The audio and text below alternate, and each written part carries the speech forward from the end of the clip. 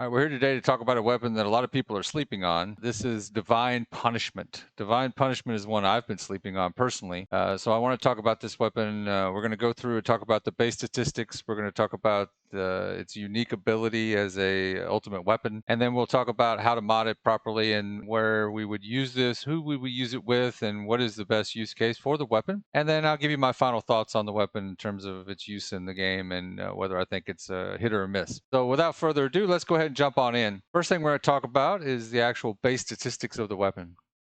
So the base stats of the weapon, and when we're normally looking at this, we're looking to see what is boosted, what is high. Nothing's really that high on this weapon, so there's really nothing to spec into. The critical hit rate is 11.5%. This is boosted already by 1.5, so it's actually a base stat of 10%. So modifying that further is not going to benefit us a tremendous amount. I mean, even if we could boost it by 100%, we'd be looking at a 20%, so 1 in 5 crit. You could do that. You could certainly do that, and I think there'll be plenty of people who do. From there, let's talk about the unique ability. The unique ability of this weapon is very interesting, and it makes it well suited for any kind of support character. So this is a support character weapon, and I wouldn't really recommend it for anyone other than a support character, but it is great for a support character, and I've been sleeping on it. Let's talk about why it's a great weapon for support characters. So the unique ability is Prayer. Granting a buff to allies excluding yourself will grant the unique effect Meditation to yourself, recovering an ally's HP, shield, MP, custom resources, excluding yourself will grant the unique effect Praise. So you can trigger both of these at the same time, Meditation and Praise. Inflicting a debuff on an enemy will grant the unique effect Glory to yourself. So this makes it where if you do have a descendant who is putting a debuff out, then it does benefit you there in terms of being able to give you glory. So it is a weapon that could be used by a non-support character in that particular effect, but the returns are diminishing. For meditation, duration is 15 seconds, max stack 7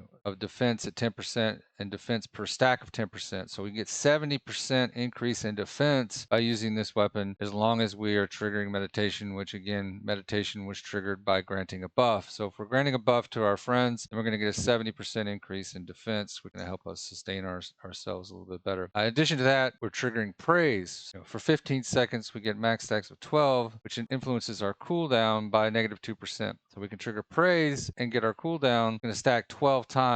So 12 times 2, 24% as a cooldown increase. So this is going to be beneficial for us as well. And then in addition to that, we have Glory. Glory is going to be triggered by giving a debuff. So any descendant who's able to trigger a debuff against the enemy, the duration is 30 seconds, max stacks 25, increasing our firearm ATK by 0.7% per stack. So these are very beneficial benefits in general, and certainly make the weapon an interesting choice. So now let's look into the actual build of the weapon. Again, the first thing we do with any weapon is focus on our firearm ATK because everything is based off of this. Rifling reinforcement obviously brings our firearm ATK up by 32%. We also have action and reaction, boosting it by 61%. This is with a penalty to recoil, but we'll deal with that recoil penalty here in a second. And then we have charge amplification, which boosts the firearm ATK another 67%. Now, it is with a hit to the critical hit rate damage. We know that we're not speccing into that, so this isn't a concern for us at the moment. To combat that 20% recoil,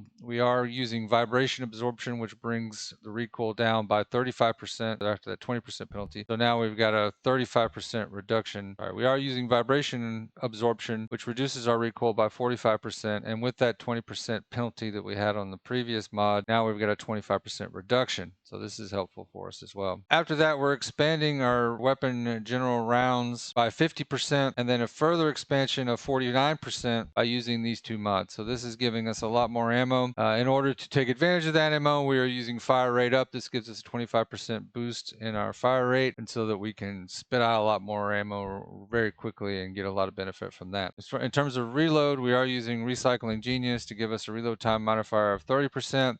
And to boost that even further, we're using Reload Insight, which gives us another 25% time modifier with a benefit of critical hit rate, which again, we're not really speccing into at the moment. And then firing Fiesta, when reloading, rounds are not consumed for 3 seconds. So while we're just blasting away at the enemies, if we're reloading frequently, then we're getting firing Fiesta for 3 seconds. So in a boss fight, this is very beneficial and See that in the gameplay that we've rolled already. We're looking at being able to continually cycle this weapon, firing away. At the same time, we're using our abilities to trigger the benefits of the weapon so that we're getting more defense, we're getting that enhancement there, and that's really beneficial to us and to our teammates. So we're getting them healed, and at the same time, we're having the benefit of having additional defense against the boss. So this is very good synergy from that standpoint. So in addition to getting our defenses up by continually using our skills, we're also being able to get our cooldown in a better situation. So by cycling this, we're getting both of those benefits, and this is making it extraordinary. I'll take a break and let you see the full mods there.